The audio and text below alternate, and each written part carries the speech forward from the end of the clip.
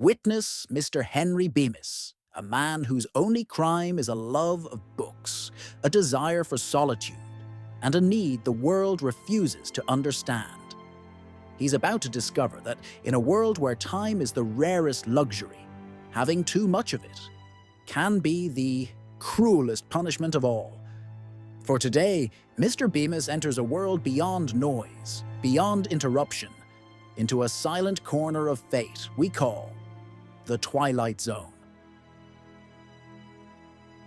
Henry Bemis was a small man with large glasses and even larger dreams. He lived in a world that neither noticed him nor cared to. By day, he worked as a bank teller, fumbling with numbers and nodding through conversations that never asked for his input.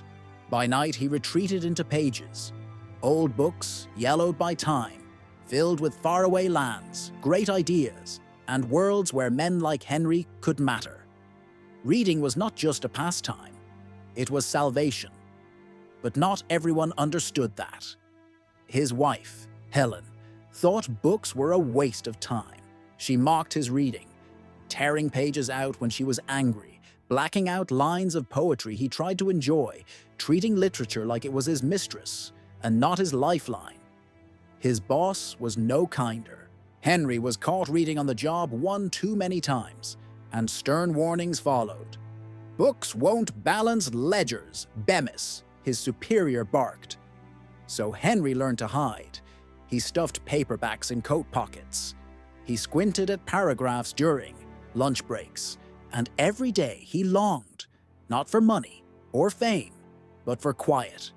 Just a little peace, just enough time. Time enough at last.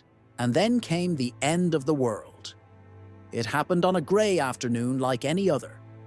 Henry had just slipped into the bank's massive steel vault for his lunch break, paperback in hand, eyes already devouring the first few lines. He didn't hear the sirens. He didn't feel the panic. The thick door sealed out everything. Then, the explosion. The vault trembled. The ground lurched beneath him. A low roar filled his ears. Then silence. When the door finally gave way, Henry stepped out not into the world he knew, but into its ashes. Everything was gone. The buildings were broken skeletons, streets cracked and scorched. No birds, no voices, just the wind. Henry wandered in a daze. Not grief-stricken, not quite. More numb. The world that had ignored him had finally burned itself away. There was no one to mock him now. No boss to scold. No wife to hide from.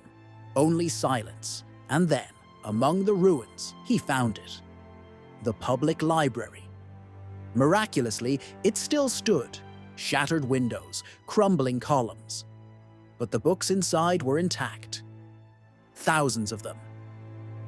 Every title he had ever dreamed of reading. Every author he had admired from afar. He wept, but they were not tears of sadness. "They're mine," he whispered, kneeling beside the steps. "All mine." He spent the day arranging them in piles, a stack for each month.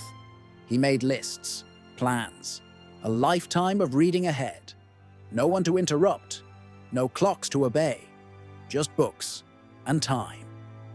He laughed aloud. Time enough at last. He bent to pick up the first volume. A thick novel he had always meant to read. He held it in both hands, gently, reverently. His eyes scanned the first line. And then it happened. The glasses slipped.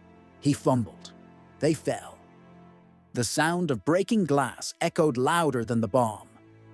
The lenses cracked against the stone steps, splintered, shattered. Henry stared down in horror. No! He bent, reached for them, but the damage was done. The lenses were useless, blurred, broken. I can't read without them." He held the book closer, too close, too far. Nothing helped. The words melted together in a blur of ink. "No," he said again, more desperate this time. No, that's not fair. That's not fair at all. Dropped the book, sat down on the cold steps, surrounded by endless stories he could never read, surrounded by everything he'd ever wanted.